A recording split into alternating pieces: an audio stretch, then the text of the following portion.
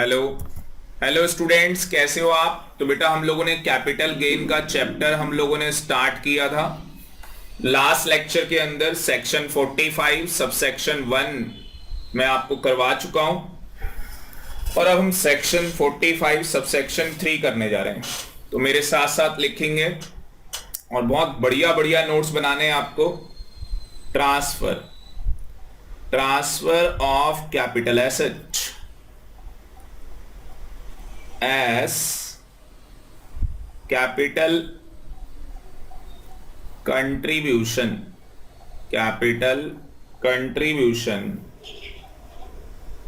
और capital contribution by a partner लिख लो, bye a partner या मेंबर बोल लो, member to a firm AOP BOI। तो यहां पे स्टूडेंट क्या हो रहा है? हाँ जी, यहां पे क्या हो रहा है? ट्रांसफर कर रहे हैं हम लोग कैपिटल एसेट।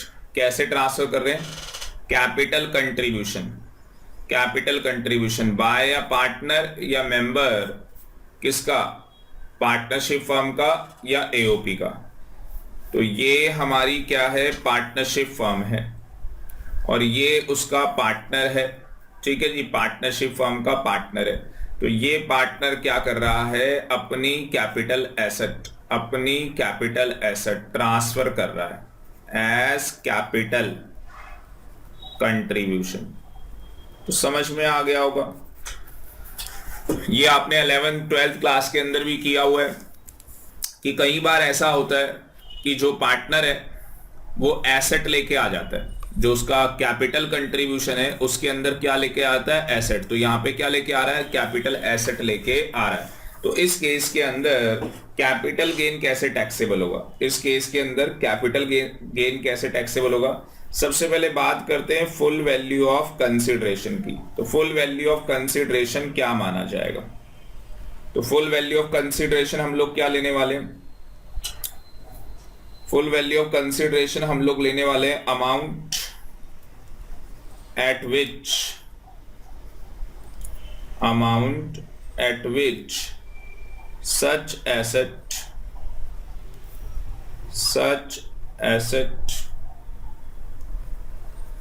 is recorded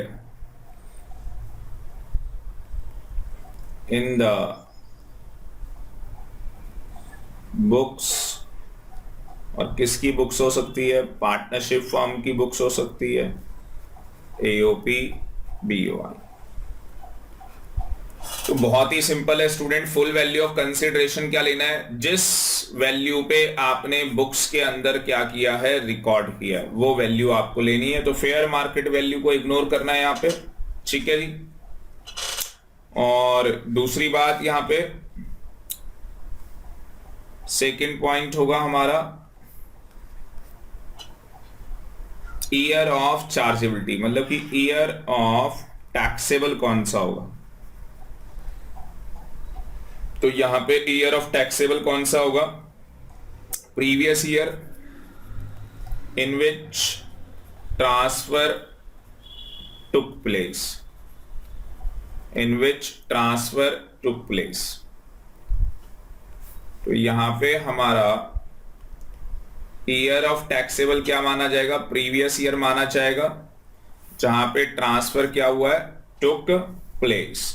ठीक है, एक प्रैक्टिकल क्वेश्चन ले लेते हैं, बेटर क्लियरिटी आ जाएगी। तो सबसे पहले अगर आप देखोगे यहां पे क्वेश्चन ले रहे हैं प्रैक्टिकल। आर ने क्या किया है भाई? आर ने क्या किया है यहां पे? आर ने एक्वायर की है, acquired capital asset other than immovable property. क्योंकि इमूवेबल प्रॉपर्टी होगी तो मैंने आपको बताया पिक्चर के अंदर 50C आ सकता है, और शेयर्स की अभी बात करेंगे, क्वेश्चन करवाऊंगा। बोनस शेयर, राइट शेयर्स के, प्रेफरेंस शेयर्स के, डिवेंचर्स के, सबके क्वेश्चन करवाने वाला हूं। इमूवेबल प्रॉपर्टी क्वेश्चन करवा चुका हूं। तो आर यहाँ पे क्या एक्वायर कर रहा है? Capital asset other than immovable property और shares by way of gift. ठीक है जी। और गिफ्ट किससे मिला है भाई? फादर से। फादर से गिफ्ट मिला है प्रीवियस ईयर 2006-7 के अंदर ये गिफ्ट मिला है। और इस टाइम पे फेयर मार्केट वैल्यू जो थी वो 3 लाख रुपए थी। ठीक है यहां तक। उसके बाद फादर ने क्या किया था? इस एसेट को परचेज किया था 2003-2004 के अंदर। 9 लाख रुपीस का फादर ने इसको परचेज किया था। और आर क्या कर रहा है? इस कैपिटल एसेट को कंट्रीब्यूशन कर रहा है पार्टनरशिप फॉर्म के अंदर। ठीक है जी। और आर जो है वो पार्टनर बना है 5/6/2020 के अंदर। और इस दिन इसकी फेयर मार्केट वैल्यू 24 लाख रुपए है। और जो बुक्स में रिकॉर्ड की गई है, बुक्स के अंदर रिकॉर्ड की गई है वो 25 लाख रुपए रिकॉर्ड की गई। तो यहां पे आपको क्या करना है? कैपिटल गेन निकालना है आर का। ठीक है जी। कैपिटल गेन निकालना है आर का, ये हमें कैलकुलेट करना है। तो क्वेश्चन नोट कर लो, बहुत ही बढ़िया क्वेश्चन है। ठीक है। और एक बार इसे पढ़ के देख लो। चलें आगे। हाँ सर, सबसे पहले क्या लेंगे हम लोग? Full value of consideration. तो सबसे पहले हमें क्या लेनी है? फुल वैल्यू ऑफ कंसीडरेशन सबसे पहले हमें लेनी है। चलो जी। तो क्वेश्चन को दोबारा से पढ़ लो ढंग से। ठीक है ना, क्वेश्चन पढ़ना बहुत जरूरी है।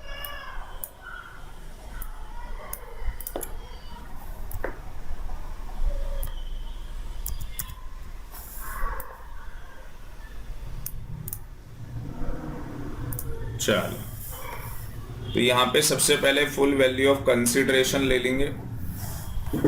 फुल वैल्यू ऑफ कंसीडरेशन, तो जो बुक्स के अंदर रिकॉर्ड होगा, मैंने बोला था वही आपको लेना है। तो 25 लाख रुपए ले लेंगे। माइनस 3 चीजें माइनस होती हैं। एक्सपेंस ऑन ट्रांसफर आपको बताया था, तो एक्सपेंस कुछ भी नहीं है। दूसरा आपको बताया था कॉस्ट ऑफ एक्विजिशन, और उसके लिए पहले आप पीरियड ऑफ होल्डिंग निकालना हमेशा। पीरियड ऑफ होल्डिंग कैसे निकलता है? डेट ऑफ एक्विजिशन से डेट ऑफ ट्रांसफर या डेट ऑफ सेल। तो यहाँ पे स्टूडेंट डेट ऑफ एक्विजिशन जो होगी वो प्रीवियस ओनर की भी आएगी। मैंने आपको पहले भी बताया था। तो प्रीवियस ओनर ने इसे जो खरीद लिया था 2003 और 4 में, और ट्रांसफर जो ये हुई है 20 और 21 के अंदर। तो इंडेक्स कॉस्ट ऑफ एक्विजिशन होगा। ठीक है जी। बिफोर 1/4/2001 से पहले की नहीं है, उसके बाद की है। तो यहाँ पे कॉस्ट आ जाएगी। कितने की कॉस्ट है? 9 लाख रुपए की। मल्टीप्लाई में ईयर ऑफ ट्रांसफर जो कि 301 आएगा, क्योंकि ये 2021 का इंडेक्स लेंगे। और नीचे प्रीवियस ओनर ने कब खरीदी थी? 2003-2004 में, जो कि 109 आ जाएगा। ठीक है। तो ये हमारे पास आ जाएगा जी 24,85,321। तो ये हमारे पास लॉन्ग टर्म कैपिटल गेन आ जाएगा 14,679। ये आंसर हो जाएगा। तो बिल्कुल ही सिंपल है। ठीक है। एक क्वेश्चन और। ए के पास क्या है? मोटर कार है। और ये मोटर कार वो पर्सनल पर्पस के लिए यूज करता है। तो मोटर कार को किस पर्पस के लिए यूज करता है? पर्सनल पर्पस के लिए यूज करता है। जो मोटर कार है इसके पास दो हैं। कितनी है जी? दो। एक की वैल्यू है 5,50,000 और दूसरे की वैल्यू है 6,80,000। उसके बाद इसने पहली वाली क्या कर दी? पहली वाली ट्रांसफर कर दी फर्म को। तो ये ट्रांसफर कर दिया इसने पार्टनरशिप फर्म को 5/1/2021 को, ठीक है, एज कैपिटल कंट्रीब्यूशन। तो ऐसा कैपिटल कंट्रीब्यूशन इसने ट्रांसफर कर दिया और इस दिन इसकी फेयर मार्केट वैल्यू जो थी वो 5 लाख रुपए थी और बुक्स में रिकॉर्ड की गई है 6 लाख की। बुक्स में कितने की रिकॉर्ड की गई है? 6 लाख की। अगेन आपको कैपिटल गेन कंप्यूट करना है यहाँ पे असेसमेंट ईयर। कैपिटल गेन आपको निकालना है असेसमेंट ईयर 21-22 हमारा रहेगा। तो स्टूडेंट आप में से कोई बता सकता है क्या कैपिटल गेन आएगा? अब सारे बच्चे क्या करेंगे? यहाँ पे लेंगे फुल वैल्यू ऑफ कंसिडरेशन, ठीक है, माइनस में 3 चीजें बताई थी और कैपिटल गेन निकालेंगे। तो नालायकों सबसे पहले तो ये चेक कर लो कि ये कैपिटल एसेट है या नहीं है।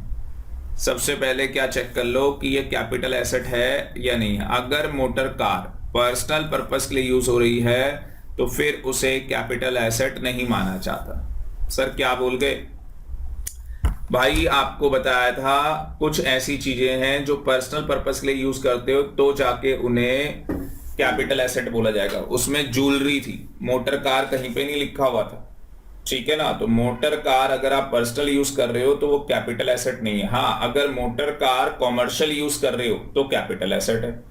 अगर मोटर कार कॉमर्शियल यूज कर रहे हो तो कैपिटल एसेट है और उसके बाद कॉमर्शियल यूज करने के बाद मतलब कि पार्टनरशिप फॉर्म में यूज करने के बाद बेचोगे तो कैपिटल गेन अराइज होगा, ठीक है जी। तो इसका जो आंसर है इस केस के अंदर कोई कैपिटल गेन नहीं आएगा। इस केस के अंदर कोई कैपिटल गेन नहीं आएगा। आगे जी बात समझ में, क्योंकि ये कैपिटल एसेट ही नहीं है। जब कैपिटल एसेट ही नहीं है तो कैपिटल गेन आएगा ही नहीं। तो ये सेक्शन हमारा कंप्लीट हो गया। नेक्स्ट सेक्शन करते हैं हम लोग। नेक्स्ट सेक्शन है हमारे पास सेक्शन 45 सबसेक्शन 4। सेक्शन 45 सबसेक्शन 4 क्या है? कैपिटल गेन हो रहा है, ट्रांसफर किया गया है ऑफ अ कैपिटल एसेट। तो कैपिटल एसेट को ट्रांसफर किया गया bye way of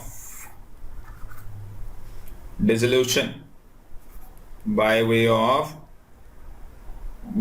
of distribution on dissolution, bye way of distribution on dissolution of a firm. तो फर्म हमारी क्या हो गई है? डिसॉल्व हो गई है, या एओपी या बीओआई। तो हमारी पार्टनरशिप फर्म डिसॉल्व हो गई और हमने क्या किया भाई? कैपिटल एसेट क्या कर दी? डिस्ट्रीब्यूट कर दी। तो उस केस के अंदर हम ये चेक करेंगे जो हमारी पार्टनरशिप फर्म है, क्या बोला मैंने? जो हमारी पार्टनरशिप फर्म है उसको क्या हो रहा है? कैपिटल गेन हो रहा है, वो निकालना है हमें। तो कैसे निकालेंगे? दो बातों का ध्यान रखेंगे इसके अंदर। सबसे पहले फुल वैल्यू ऑफ कंसिडरेशन क्या होगी? तो फुल वैल्यू ऑफ कंसिडरेशन क्या लेनी है? Fair market value on the date of transfer, on the date of transfer. तो फेयर मार्केट वैल्यू क्या है? On the date of transfer, वो आपको लेनी है, ठीक। उसके बाद year of taxability, year of taxability. तो ईयर ऑफ टैक्सेबिलिटी का लेना है? प्रीवियस ईयर, ठीक है जी। इन विच ट्रांसफर टुक प्लेस। तो बिल्कुल ही सिंपल है, कुछ भी नहीं करना। तो जो कैपिटल एसेट है आपने ये देखना है कि उसकी फेयर मार्केट वैल्यू क्या है डेट ऑफ ट्रांसफर के टाइम पे, ठीक है, वो आप फुल वैल्यू ऑफ कंसिडरेशन ले लोगे। और कॉस्ट ऑफ एक्विजिशन जिस वैल्यू पे वो बुक्स में क्या की गई थी, रिकॉर्ड की गई थी, तो कॉस्ट ऑफ एक्विजिशन क्या लोगे, कॉस्ट ऑफ एक्विजिशन क्या लोगे, द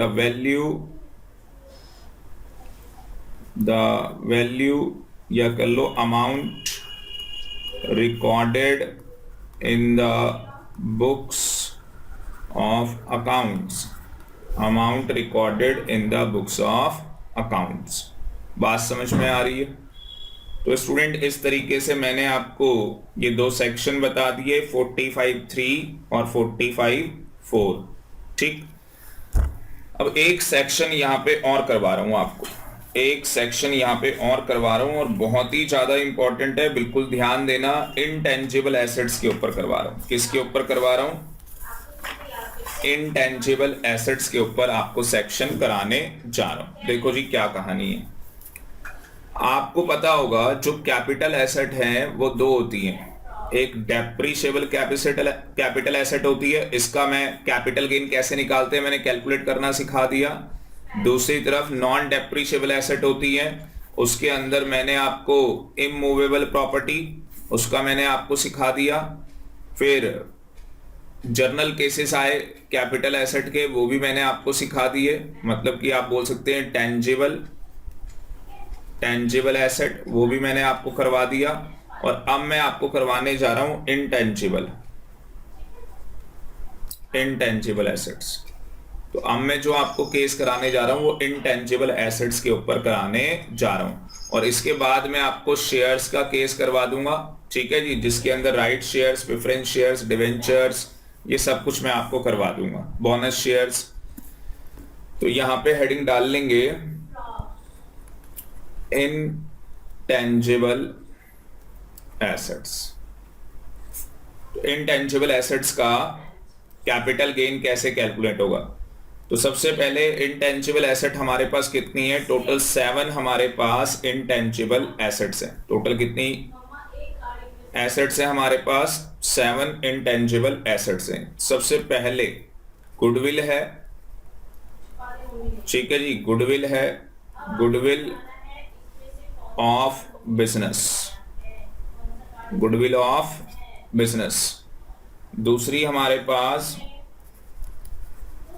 राइट टू, हाँ जी, राइट टू मैन्युफैक्चर, ठीक है।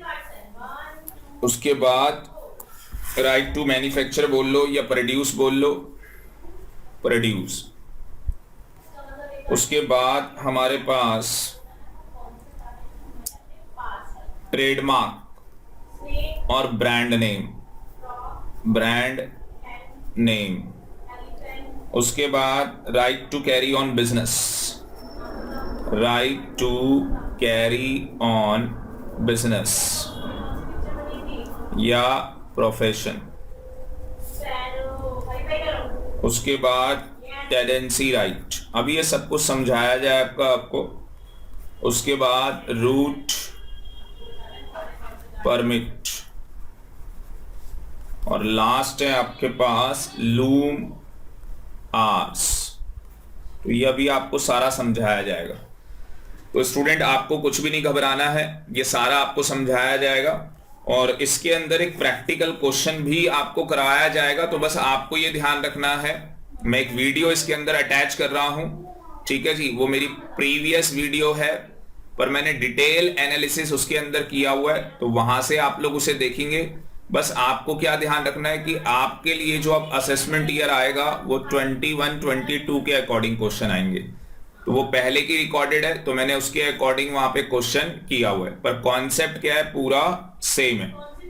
तो मैं वो वीडियो इसके साथ अटैच कर रहा हूं और वो वीडियो पूरी कंप्लीट कर लेंगे आप। तो नेक्स्ट जो लेक्चर मैं रिकॉर्ड करूंगा उसके अंदर मैं बोनस शेयर्स बताऊंगा आपको, राइट शेयर्स बताऊंगा, डिवेंचर्स, प्रेफरेंस शेयर्स, इन चीजों के बारे में हम लोग डिस्कशन करेंगे। ठीक है स्टूडेंट, चलते हैं जी आगे।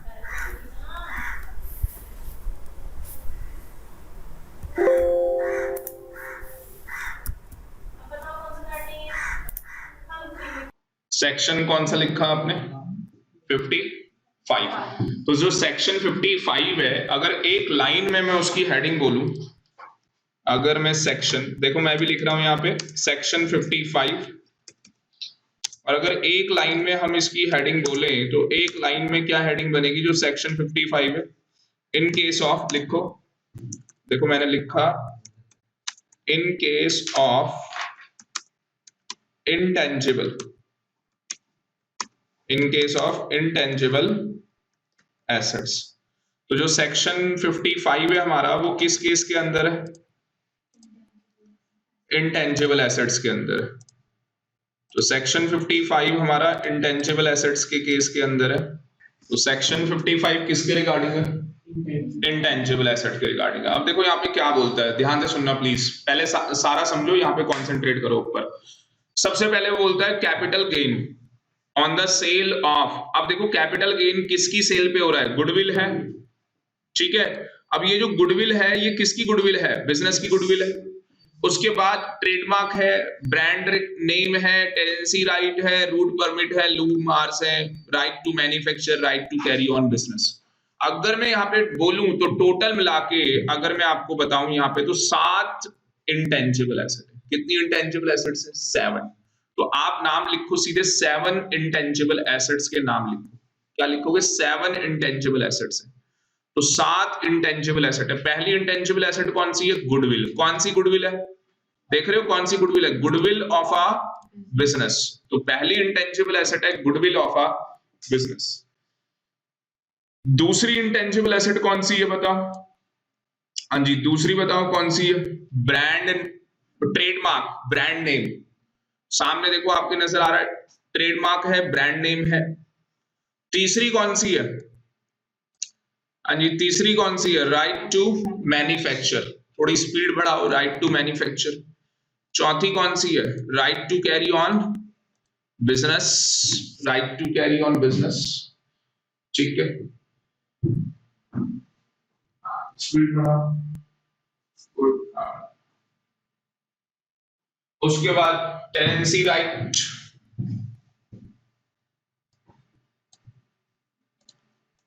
उसके बाद आपका रूट परमिट्स, कितनी हो गई? 6। और लास्ट लूमार्स। कॉस्टिंग में आप पढ़ते हैं लूमार्स।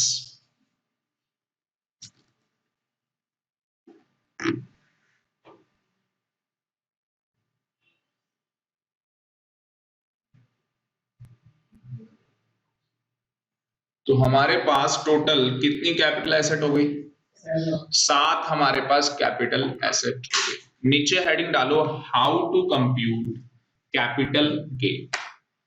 हम कैपिटल गेन कैसे कंप्यूट करेंगे? तो नीचे क्या हेडिंग डाल लिया आपने? हाउ टू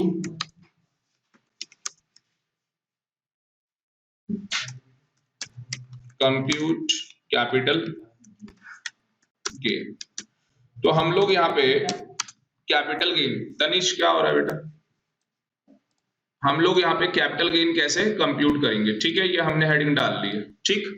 अब हम लोग कैपिटल गेन कैसे कंप्यूट करेंगे, पहले आप देख लो यहाँ पे किस तरीके से है हमारे पास। सबसे पहले मुझे क्या चाहिए?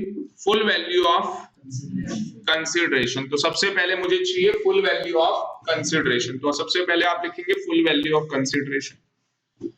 सबसे पहले आ जाएगा full value of consideration.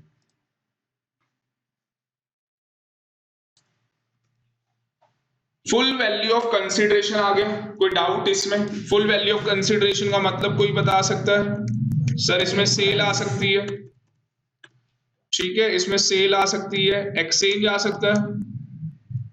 Cell है, एक्सचेंज है, रिलिंग्विश है, एक्सटिंग्विश है, कुछ भी हो सकता है। मतलब कि जिस पे मैंने बेचा वो मेरे पास यहाँ पे सेल आ गई, कुछ भी मेरी यहाँ पे सेल आ गई।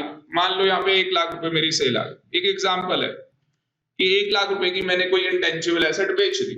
माइनस में क्या करूंगा बताओ? माइनस में क्या करूंगा? खर्चे माइनस करूंगा। पहला क्या होगा? एक्सपेंस ऑन ट्रांसफर, कोई दिक्कत पहले में। दूसरा क्या होगा बताओ? दूसरा क्या होगा? दूसरा बताओ क्या होगा? कॉस्ट ऑफ एक्विजिशन होगा। दूसरा क्या होगा? Cost of acquisition. और क्या दूसरा मतलब सिंपल वे में मैं COA लिख लूं, कॉस्ट ऑफ एक्विजिशन। तो कॉस्ट ऑफ एक्विजिशन भी हो सकता है और इंडेक्स कॉस्ट ऑफ एक्विजिशन भी हो सकता है। इंडेक्स कब होगा? वेरी गुड, जब लॉन्ग टर्म होगा। इंडेक्स कब होगा? जब लॉन्ग टर्म होगा। और उसके बाद एक और चीज बेटा माइनस होगी, तीसरी, cost of improvement. Very very good. क्या उसका भी इंडेक्स हो सकता है? यस, उसका भी क्या हो सकता है? इंडेक्स हो सकता है। तो कॉस्ट ऑफ इंप्रूवमेंट का भी आपका इंडेक्स हो सकता है। बात समझ में आ रही है? और उसके बाद मेरा आंसर क्या आएगा बताओ, बोलो क्या आंसर आएगा? नहीं नहीं, या तो शॉर्ट टर्म या तो लॉन्ग टर्म आएगा। तो शॉर्ट टर्म कैपिटल गेन या तो लॉन्ग टर्म कैपिटल गेन। तो ये मेरा आंसर आ जाएगा। बताओ कोई डाउट है? कितना आसान नहीं है?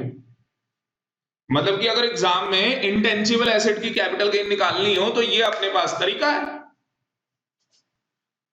फुल वैल्यू ऑफ कंसिडरेशन तो क्वेश्चन बता ही देगा हमें, यस और no? Full value of consideration तो क्वेश्चन हमें कामरान बता ही देगा, कोई दिक्कत ही नहीं है। और उसमें से क्या माइनस होना है? तीन चीजें, जैसे मैं सिखाता हूं वैसी तीन चीजें माइनस होंगी। सर पहला होगा खर्चा, उस चीज को बेचने के लिए कितना पैसा खर्च हुआ। दूसरा सर हमने उस चीज को खरीदा होगा, कॉस्ट ऑफ एक्विजिशन। सर अगर हमने इंप्रूवमेंट की तो कॉस्ट ऑफ इंप्रूवमेंट। और सर हमारे पास शॉर्ट टर्म कैपिटल गेन आ जाएगा। कोई दिक्कत ही नहीं है। ये फॉर्मेट बस दिमाग में फील्ड होना चाहिए। मुझे बताओ, फुल वैल्यू ऑफ कंसिडरेशन सिखाना है? नहीं। एक्सपेंस सिखाना है? नहीं। एक्सपेंस भी सिखाने की जरूरत नहीं है। बस मुझे दो चीजें सिखानी है। बताओ दो चीजें क्या सिखानी है? एक मुझे सिखाना है कॉस्ट ऑफ एक्विजिशन और दूसरा क्या सिखाना है? Cost of improvement. तो टॉपिक क्या डालोगे? Cost of acquisition. तो कॉस्ट ऑफ एक्विजिशन कैसे निकले? हेडिंग डाल लो कॉस्ट ऑफ एक्विजिशन। और दूसरा हमने क्या सीखना है? Cost of improvement. बस हमें दो चीजें सीखनी है, cost of acquisition, cost of improvement. ये दोनों सीख लिए, कहानी खत्म। अब रुको,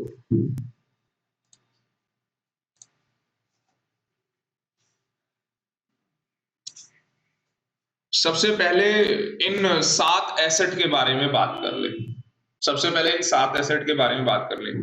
गुडविल ऑफ क्या बोला हुआ है? क्या गुडविल प्रोफेशन की हो सकती है? क्यों? चार्टर्ड अकाउंटेंट है और उसका नाम है भाई, तो गुडविल ऑफ प्रोफेशन भी हो सकती है, गुडविल ऑफ अ प्रोफेशन भी हो सकती है। पर इन्होंने क्या लिखा है? गुडविल ऑफ बिजनेस, प्रोफेशन नहीं लिखा। श्रीनिवासन शेट्टी एक आदमी है, सुप्रीम कोर्ट में केस हो गया उसका, प्रोफेशनल आदमी था, उसने अपना नाम बेच दिया। जैसे कामरान है, 50 साल की प्रैक्टिस का नाम बेच दिया। किसको? तनिष्क। ले बेटा तू कल का आदमी CA बना, ले मेरा नाम यूज कर। आगे बात समझ में? अब ये छोटा सा नन्ना सा बच्चा नाम यूज करेगा कामरान की फर्म का, और 50 साल की प्रैक्टिस में कामरान ने बहुत नाम कमाया है। तो बिग 4 कंपनी, सारी कंपनी इसी से ऑडिट कराती है। कहानी खत्म, काल्पनिक कहानी, ठीक है, तनिष्क से ही करवाती है सारा काम। तो जो कामरान ने अपना प्रोफेशन नाम बेचा, भाई इधर से काले लोग आ गए पकड़ने कामरान को कि तू टैक्स दे, है ना भाई, तूने इतना नाम बेचा है, तनिष्क ने 50-700 करोड़ पता नहीं कितने करोड़ों पैसा दे दिया तुझे, हमें टैक्स चाहिए। उधर कामरान कह रहा है टैक्स नहीं दूंगा, जो करना है कर लो, मैं भी चार्टर्ड अकाउंटेंट हूं, सारा टैक्स मैंने भी पढ़ा है, कोर्ट में देखेंगे, ठीक है। और वहां तारीख पे तारीख नहीं, सीधे, ये सनी देओल तो है नहीं, ठीक है ना, तो सीधे फैसला होने वाला है वहां पे। अब सुप्रीम कोर्ट तक केस चला गया। कहां तक केस चला गया? सुप्रीम कोर्ट तक। देखो दिखाते हैं आपको कि सुप्रीम कोर्ट में क्या हुआ। देखना चाहोगे सुप्रीम कोर्ट में क्या हुआ? हाँ सर, हम देखना नहीं भी देखना चाहते तो भी मैं दिखा देता, ठीक है। सुप्रीम कोर्ट में क्या हुआ है, नाम भी पढ़ना केस का, ठीक है, नाम भी जरूरी होता है, केस का नाम पढ़ना। तो ये यहाँ पे देखो, श्रीनिवासन शेट्टी, ठीक है, सुप्रीम कोर्ट तक चले गए भाई साहब। ये कहानी, इसको रेड भी करना पड़ जाएगा अब तो, लाल कलर। देखो क्या हुआ सुप्रीम कोर्ट के अंदर, कह रहा है सेल्फ जनरेटेड एसेट, होता है, कह रहा होता है कि सेल्फ जनरेटेड एसेट होती है, mention above are liable for capital gain. कह रहा है कि जो भी क्या होती है सेल्फ एसेट्स होती है, अगर हम उनको भी ट्रांसफर करें तो क्या होता है, कैपिटल गेन होता है। अभी तक उसने नाम नहीं लिया कौन सी कैपिटल एसेट, देखो आप कितना चालू है, बस उसने क्या लिखा, सेल्फ जनरेटेड।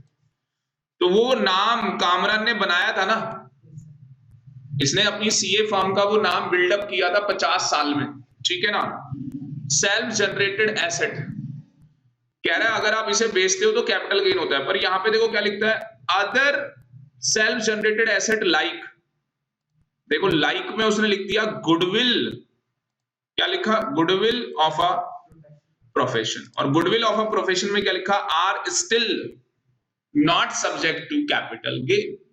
इसका मतलब कि goodwill of a business is liable to capital gain, but goodwill of a profession is not liable to capital gain। अब ध्यान से सुनना आगे क्या हुआ। तो सुप्रीम कोर्ट का जजमेंट आ गया बीसी श्रीनिवासन शेट्टी के केस के अंदर, सुप्रीम कोर्ट ने बोल दिया। फिर amendment has include the goodwill of a business, देखो गुडविल ऑफ अ बिजनेस की कुछ बात कर रहा है, एंड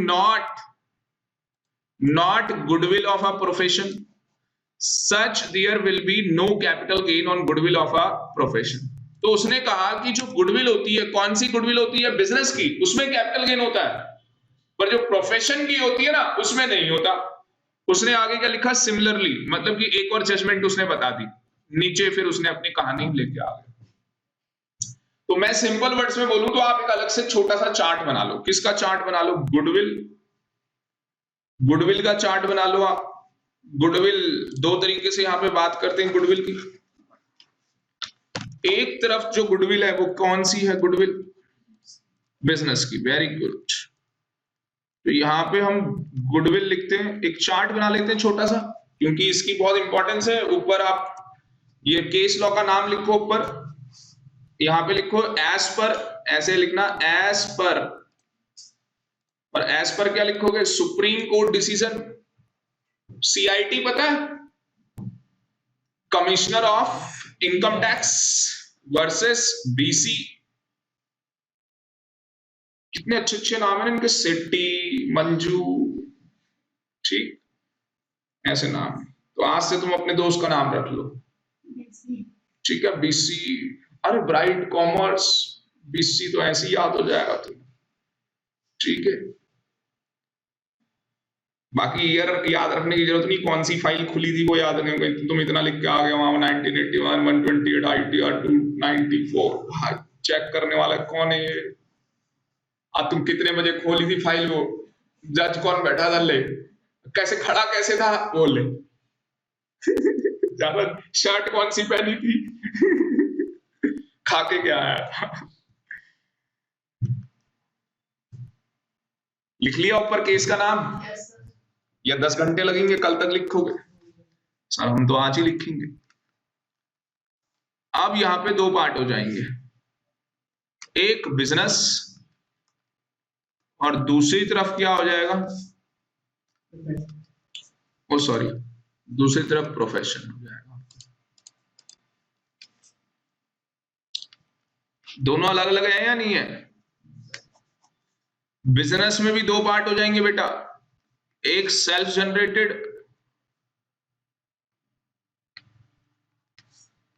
और एक क्या होगा, परचेस्ड। एक तो बिजनेस हो गया, आपने खुद बनाया अपना नाम हल्दीराम, और एक आपने उसकी फ्रेंचाइजी ले ली, मैकडी, डोमिनोज, ठीक है, परचेज कर ली आपने फ्रेंचाइजी। उसी तरीके से प्रोफेशन में भी दो हो सकता है, क्या हो सकता है दो, एक तो सेल्फ जनरेटेड और दूसरा परचेस वाला।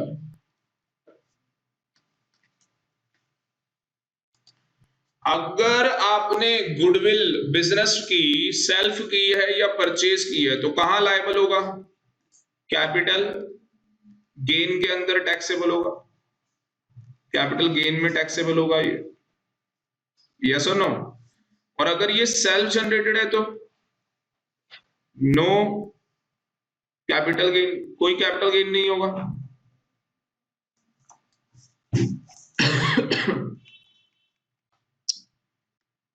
पर क्या टैक्स ही नहीं लगेगा इसके ऊपर? ये पैसा कहां टैक्सेबल कर दिया जाएगा? अदर सोर्स में। पक्का? बिजनेस में तो हो नहीं सकता, बोलो क्यों? डेली कोई काम थोड़ी ना करता है, मैं चलो अपना बिजनेस बेचता हूं। तो आप अदर सोर्स में, इनकम फ्रॉम अदर सोर्सेस में टैक्सेबल कर दो। पर क्या पीसीपी भी हो सकता है? बाई चांस हो सकता है पीसीपी भी। मतलब कि हम एग्जाम में दोनों ही लिख के आ सकते हैं कि भैया ये या तो पीसीपी में होगा या इनकम फ्रॉम अदर सोर्सेस में होगा। बट अगर कोई प्रैक्टिकल क्वेश्चन तो हमारी मर्जी है, हम किसी में भी टैक्सेबल कर सकते हैं। परचेज में क्या होगा? हाँ जी, हमने नहीं समझे, नहीं समझे।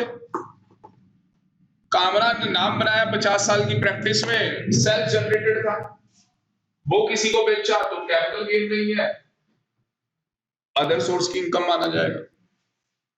पर आज तनिष्क कामरान का नाम 5 साल के बाद ही बेचना चाहता है शुभम को। तनिष्क ने बनाया था वो नाम? नहीं, तनिष्क ने तो नाम नहीं बनाया था। इसका मतलब तनिष्क ने क्या किया? परचेज किया था। आज तनिष्क बेचेगा। Very good. सुप्रीम कोर्ट ने ये कहा अपने रीजनिंग के अंदर कि हमने सेल्फ जनरेटेड क्या बोला है? प्रोफेशन। वो कैपिटल गेन में टैक्सेबल नहीं है। पर अगर परचेस वाला प्रोफेशन होगा, मतलब कि जो गुडविल है प्रोफेशन में वो क्या है? परचेस होगी, तो कैपिटल गेन टैक्सेबल हो जाएगा। बात समझ में आ रही है? पर ये बहुत बारीकी है। चार्टर्ड अकाउंटेंट जो क्वालिफाइड होते हैं उनको भी ये चीजें दिमाग से उड़ जाती हैं।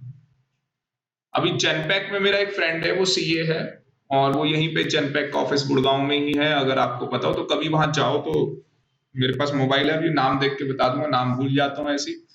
नवजीत पता नहीं, ऐसी नवनीत नाम है शायद उसका, ठीक है ना। तो वो मुझे बता रहा था, कह रहा था कि एक सीए है, एएस नहीं आते उसको, अकाउंटिंग स्टैंडर्ड्स, क्वालिफाइड सीए काम कर रहा है भाई। कहता मुझे तो ये होता है भाई ये बन कैसे जाते हैं सीए। तो मुझे भी ऐसे ही होता है कि कई लोग सीएस बन गए, आता कुछ नहीं है। मैं सोचता हूँ ये सीएस बन कैसे गए, हमारा नाम खराब कर रहे हैं। क्योंकि उससे क्या होता है, आपको लगता है यार सामने वाला सीएस होके या सीए होके उसको ये नहीं आता, भाई ये तो आना चाहिए। बातें समझ रहे हो? ठीक है ना। तो आपको ऐसा सीए और सीएस नहीं बनना। आपको कैसा सीए और सीएस बनना है कि भैया नॉलेजेबल, नॉलेज हो आपके पास। ऐसा ना हो कि आप अपनी भी रिटर्न भरवा रहे हो, लो भाई तू ही भर, भाई तू भी मेरा टैक्स निकाल ला, मेरे को आता ही नहीं कुछ। ये बड़ा बुरा। तो यहाँ पे अगर आप देखोगे गुडविल, तो यहाँ पे कहाँ टैक्सेबल हो जाएगा? कैपिटल गेन के अंदर टैक्सेबल हो जाएगा। बात समझ में आ गई? ठीक है, ये थोड़ा नॉलेज वाला पॉइंट मैंने आपको बता दिया। मैं सीधे सीधे भी बोल सकता था कि गुडविल बिजनेस वाली है, वो टैक्सेबल कर देना कैपिटल गेन में, और गुडविल जो क्या है प्रोफेशन वाली है वो नहीं होगी टैक्सेबल। मैं सीधे उसके बाद ये बोल देता कि अदर सोर्स में टैक्सेबल कर लेना। और मैंने कहा था ना कि हमें बाल की खाल निकालनी होती है। अगर आज डीप में पढ़ना सीख लेंगे तो आगे काम आएगा। ठीक है जी। जो जनपैक में काम कर रहे हैं वो सीए साहब, वो कहते हैं सर अपने नोट्स मुझे दिया करो, पढ़ने में मजा आया था। मतलब आज भी हमें दूसरे के नोट्स की जरूरत पड़ रही है। फायदा क्या हुआ? खुद नोट्स बना भी नहीं सकते ना, अब बहुत सारी चीजें आ जाती हैं। तो मुझे बताओ, goodwill of a business taxable under the capital gain. Goodwill किसकी? प्रोफेशन की, वो कैपिटल गेन में टैक्सेबल नहीं होगी, अदर सोर्स में टैक्सेबल होगी। ट्रेडमार्क, ब्रांड नेम सब पता ही है आपको, ठीक है। बाकी किसी को इसका मीनिंग ना पता हो तो क्लास के बाद पूछ लेना। बाकी रूट परमिट भी आपको पता है, रूट परमिट दिए जाते हैं। जैसे ये गाड़ियां चलती है, इसके रूट परमिट होते हैं। कामरान को 5 गाड़ियों का रूट परमिट मिला है, बड़ा आदमी है, ठीक है। इधर प्रमोद को 1 गाड़ी का परमिट नहीं है, पर प्रमोद के पास गाड़ियां हैं। पर प्रमोद चाहता है मेरी भी कोई गाड़ी चले, तो वो कामरान के पास जाता है, भाई 1 परमिट तो दे दे। अब 1 परमिट उसने बेच दिया, प्रमोद को 1 परमिट बेच दिया, तो क्या होगा? कैपिटल गेन होगा। आगे बात समझ में? अब हमें यहाँ पे क्या सीखना था? हमें सीखना था कॉस्ट ऑफ एक्विजिशन। तो कॉस्ट ऑफ एक्विजिशन का चार्ट बना लो। कितनी बातें होंगी कॉस्ट ऑफ एक्विजिशन में? 2 बातें होंगी। कितनी बातें होंगी कॉस्ट ऑफ एक्विजिशन में? 2 बातें होंगी। या तो वो क्या होगा, एसेट सेल्फ जनरेटेड होगी, या तो परचेस होगी। यस और नो? अगर वो एसेट सेल्फ जनरेटेड है तो आपकी कॉस्ट क्या मानी जाएगी? निल, हमेशा ही निल होगी, क्योंकि भैया सेल्फ है ना, ठीक है। और अगर हमने परचेज किया तो जो भी हमने परचेज प्राइस पे किया वो हमारी कॉस्ट मानी जाएगी।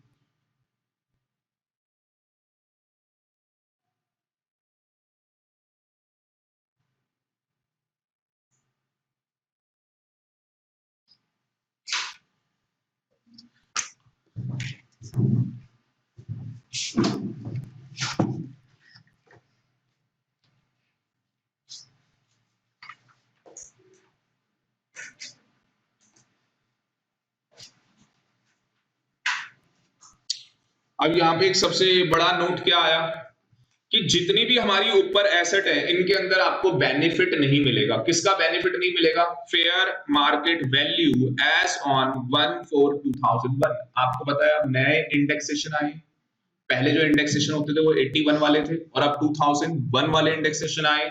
और उस इंडेक्सेशन में क्या होता था कि अगर हमने कोई भी एसेट प्रायर 1/4/2001 से पहले परचेज किया तो हमें एक इंडेक्सेशन बेनिफिट मिलता था कि कॉस्ट जितने में हमने खरीदा 1978 में उस एसेट को, और fair market value as on 1/4/2001, मतलब कि इस डेट को क्या फेयर मार्केट वैल्यू है, विच एवर इज हायर हम लोग लेते थे।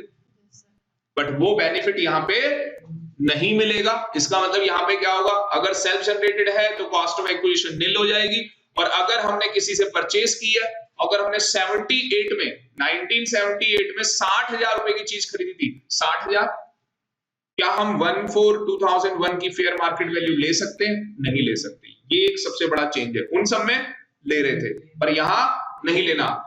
कैसे पता लगेगा नहीं लेना? सर ये इंटेंजिबल एसेट्स हैं जिनमें नहीं लेना है, तो लिख लो नोट लिख लो कि जो ये एसेट्स है इसके अंदर हमें बेनिफिट नहीं मिलेगा 1/4/2001 का, 1/4/2001 का हमें बेनिफिट नहीं मिलेगा।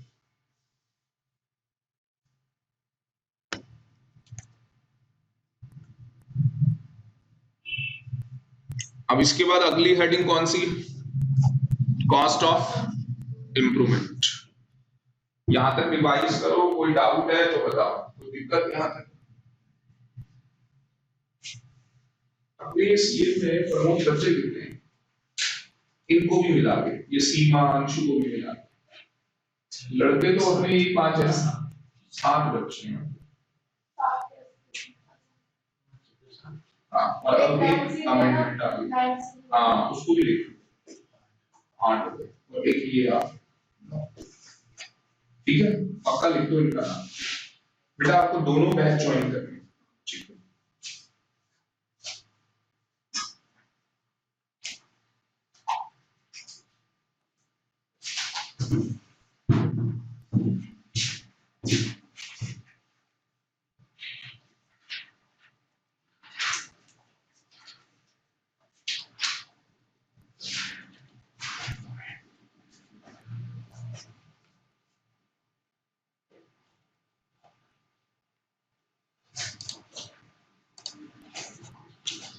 अब पहले सुन लो, कॉस्ट ऑफ इंप्रूवमेंट में भी दो बातें, कॉस्ट ऑफ इंप्रूवमेंट में भी क्या है? दो बातें। दो बातें कैसे?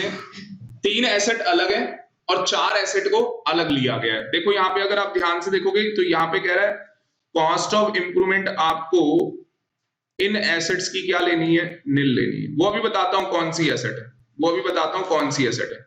उसके बाद वो कह रहा है यहाँ पे जो कॉस्ट ऑफ इंप्रूवमेंट है, अगर आपको ध्यान से नजर आ रहा होगा तो वो कह रहा है यहाँ पे कि 4 एसेट नजर आ रहा है, 4 लिखा हुआ, तो 4 एसेट के केस में कॉस्ट ऑफ इंप्रूवमेंट क्या लेना है?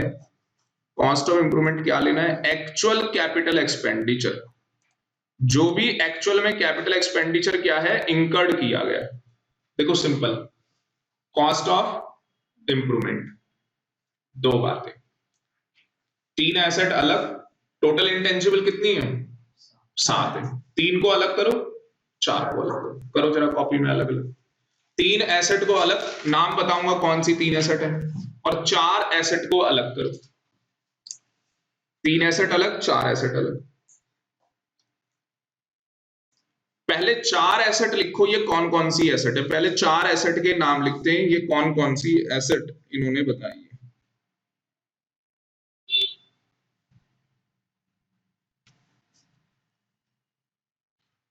नहीं, पहले 3 लिख लो, 3 ये बता रखी है उन्होंने, 3 कौन कौन सी है वो लिख लो। नंबर 1 आपके सामने नजर आ रहा है, नंबर 1 क्या है? Goodwill, goodwill of a business. Number 2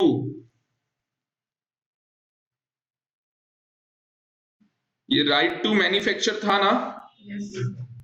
ठीक है, राइट टू मैन्युफैक्चर।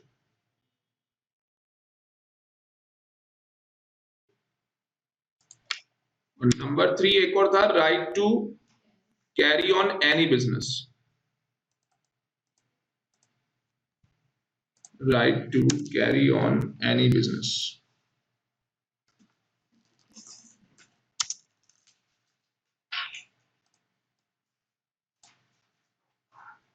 तो अगर आप ध्यान से देखोगे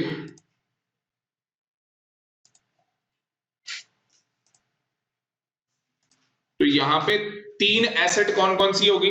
goodwill of a business, right to manufacture, right to carry on any business.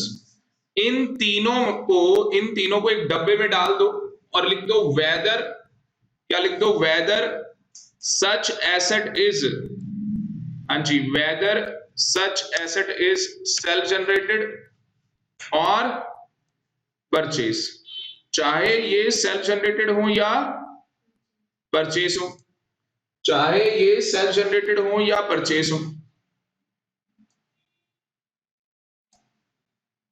चाहे ये सेल्फ जनरेटेड हो या परचेज हो, ये देखो आपको नजर आ रहा होगा। तो हमें क्या करना है? Shall always be taken as nil, हमेशा इनकी वैल्यू क्या लेनी है? निल लेनी है। हमेशा आपको इनकी वैल्यू निल लेनी है। समझ में आया या नहीं आया? तो 3 एसेट हैं जिनका कॉस्ट ऑफ इंप्रूवमेंट, चाहे वो सेल्फ जनरेटेड हो या परचेज हो, हमेशा उनकी कॉस्ट क्या होगी? निल होगी। पर 4 एसेट में आ जाओ, जो ये 4 एसेट हैं इनका क्या लिया जाएगा? हाँ जी, इनका क्या लिया जाएगा? इनका लिखो actual capital expenditure incurred by the assessee, actual capital expenditure incurred by the assessee whether self generated और परचेज।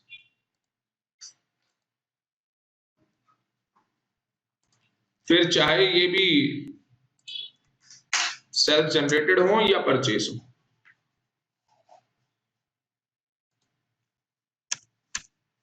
बाकी वो आपको पता ही है कि यहाँ पे बेनिफिट जो है 1/4/2001 का नहीं मिलने वाला है।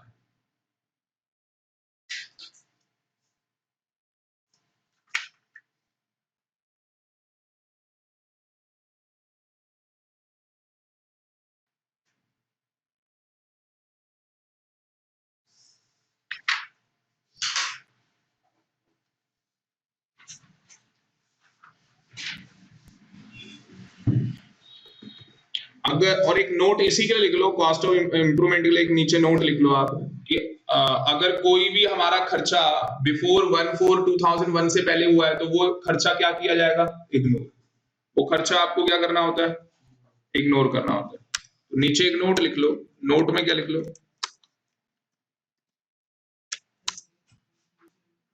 इफ एनी एक्सपेंस लिख लो या एक्सपेंडिचर लिख लो, एक्सपेंडिचर इंकर्ड, हाँ जी, प्रायर या बिफोर, बिफोर लिख लो, before 1/4/2001, then such expense will be ignored.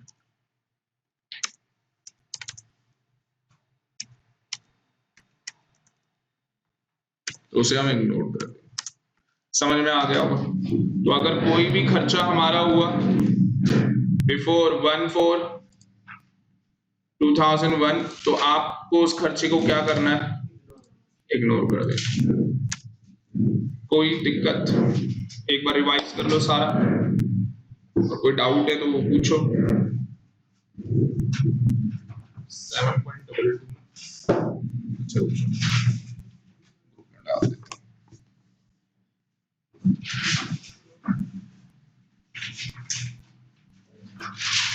तुमने भेजे थे मेरे को चैप्टर, किसने?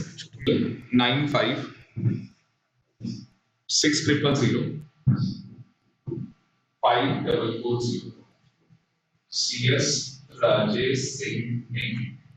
आप एक व्हाट्सएप कर दो, मैं आपको कुछ फाइल है इंपॉर्टेंट वो व्हाट्सएप कर देता हूँ। आप कैसे व्हाट्सएप करेंगे? अपना नाम, उसके नीचे अपना कोर्स और अपना अटेम्प्ट, 3 चीज। बाकी देखो भाई नालायकों, क्वेश्चन आ गया, देखो आ गया क्वेश्चन। देसी पढ़ना तुझे क्वेश्चन।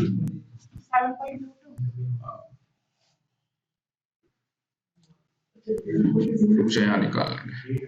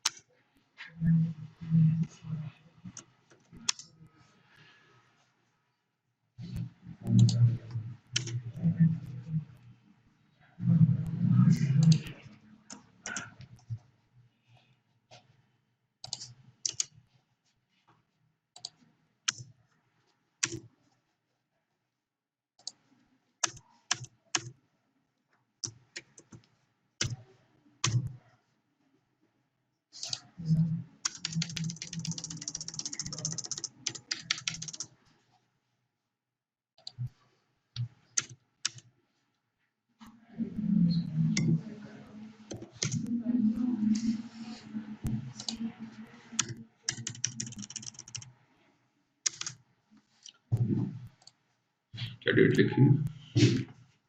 15/4/2002।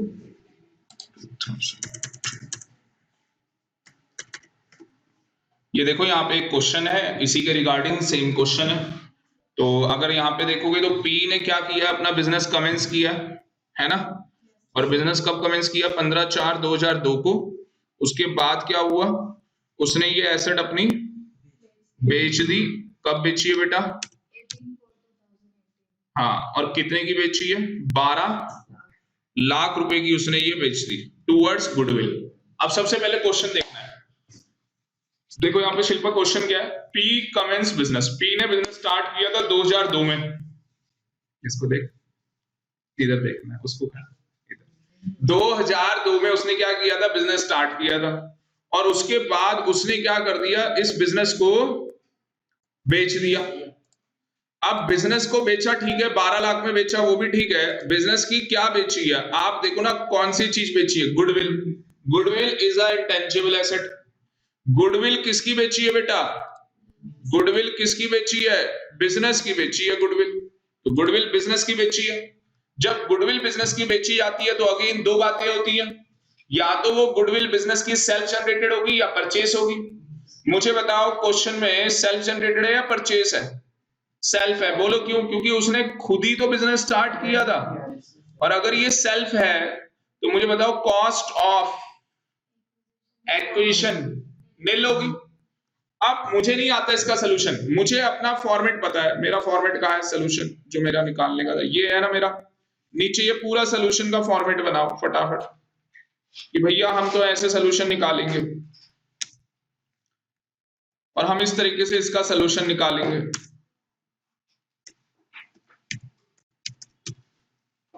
ये हो गया हमारा सोल्यूशन। अब जब हम सोल्यूशन निकालेंगे तो मुझे बताओ मैं फुल वैल्यू ऑफ कंसीडरेशन में क्या लूं? 12 लाख। किसी बच्चे को कोई डाउट बताओ 12 लाख लेने में? 12 लाख मैंने ले लिया फुल वैल्यू ऑफ कंसीडरेशन, कोई डाउट? देख लो। अब मुझे बताओ क्या मेरा कोई एक्सपेंस है? जी, तो एक्सपेंस नील हो गया। उसके बाद जब मैं कॉस्ट ऑफ एक्विजिशन लूंगा तो मैं पीरियड ऑफ होल्डिंग चेक करूंगा कि शॉर्ट टर्म आएगा या लॉन्ग टर्म आएगा। बताएं जी आप लोग, शॉर्ट टर्म आएगा या लॉन्ग टर्म आएगा? लॉन्ग टर्म आएगा। बोलो बेटा लॉन्ग टर्म क्यों आएगा? 36 months से ज्यादा कि सर पीरियड ऑफ होल्डिंग क्या है, 36 महीने से ज्यादा हो रहा है, तो यहाँ पे लॉन्ग टर्म आएगा। अच्छा एसेट कौन सी है ये, इंटेंजिबल एसेट। तो ब्रैकेट में यहाँ पे इंटेंजिबल एसेट तो है, पर इंटेंजिबल में ये सेल्फ जनरेटेड है। बात समझ में आ रही है? और बताओ इसकी कॉस्ट क्या लेंगे, निल लेंगे, क्यों, सेल्फ जनरेटेड है ना, ठीक है। कॉस्ट ऑफ इंप्रूवमेंट है कुछ नहीं है, तो वो भी क्या हो गया हमारा, निल हो गया,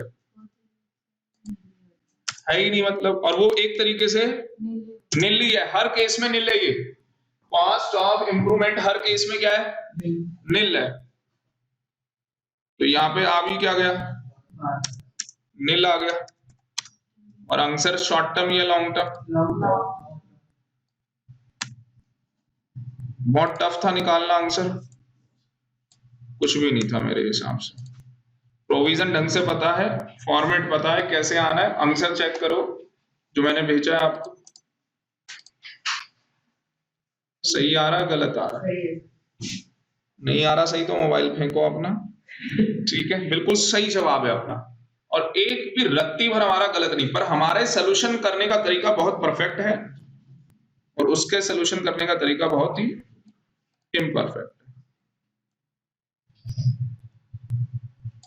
अपना सोल्यूशन कितना प्यारा लग रहा है कामरान, मजा, खूबसूरती नजर आ रही है कामरान, ठीक है। किसी को नजर आए ना आए, अब गगन कह रहा अगला क्वेश्चन तो मैं ही निकालूंगा, बाकी दुनिया जाए भाड़ में, निकालो भाई अगला क्वेश्चन।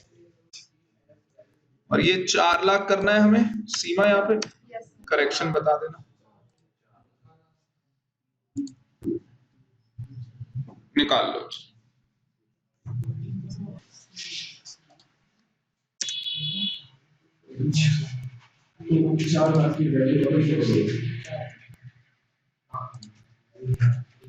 ये आंसर था ए पार्ट का,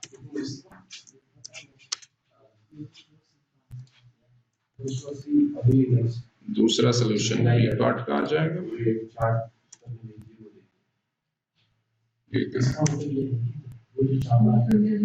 उस समय उसकी वैल्यू 4 लाख, लेकिन आज की रेट में 4 लाख की वैल्यू।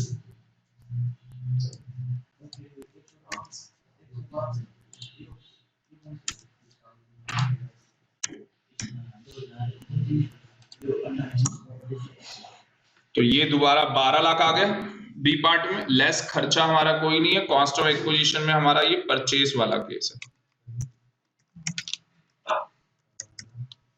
तो अगर हमने परचेज किया है तो उस केस के अंदर हमें क्या करना था, 4 लाख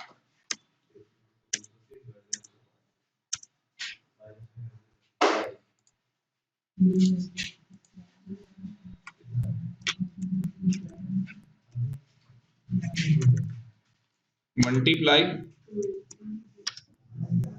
280। बेटा 280 कैसे आया, ईयर ऑफ ट्रांसफर और नीचे ईयर ऑफ एक्विजिशन, तो वो 105 आ जाएगा। और ये कैलकुलेट करोगे तो आपके पास कितना आ रहा है, 10 और 5 नहीं सर 5 टाइम्स। अच्छा ठीक है, अच्छा लास्ट क्वेश्चन, ठीक है। बाकी ये तो नील है ही आपके पास।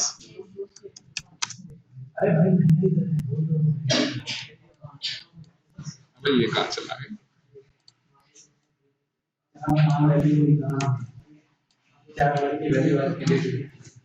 और ये आंसर कितना आ जाएगा,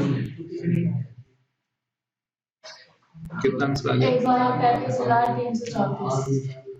1,33,334, यही है। हाँ ले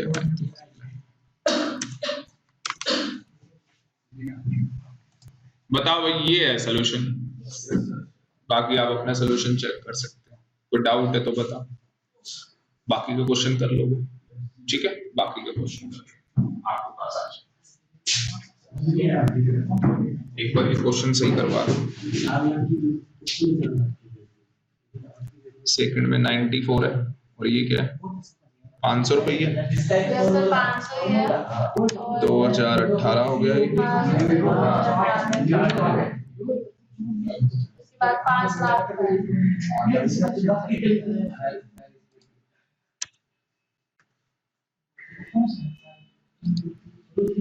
ये 99 है।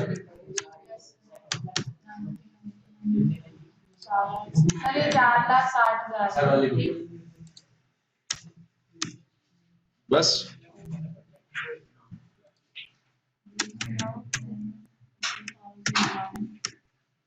5,50,000 5,50,000 बस ना।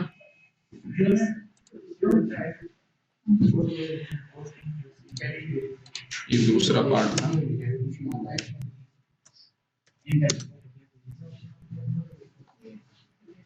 तीसरा था। चलो छोड़ो, दूसरा था वैसे। सर दूसरा है आर वाला दूसरा है, उसके नीचे वाला तीसरा।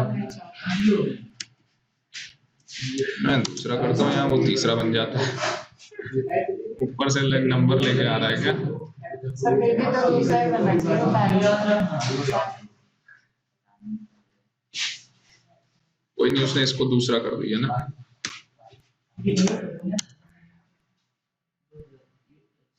अब ठीक है ना, 1 2 3 4 हो गया।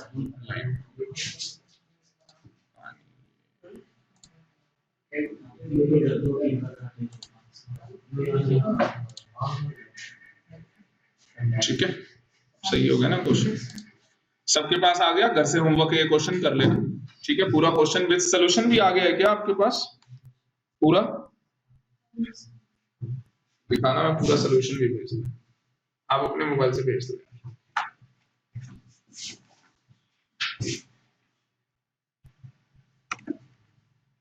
चलो जी,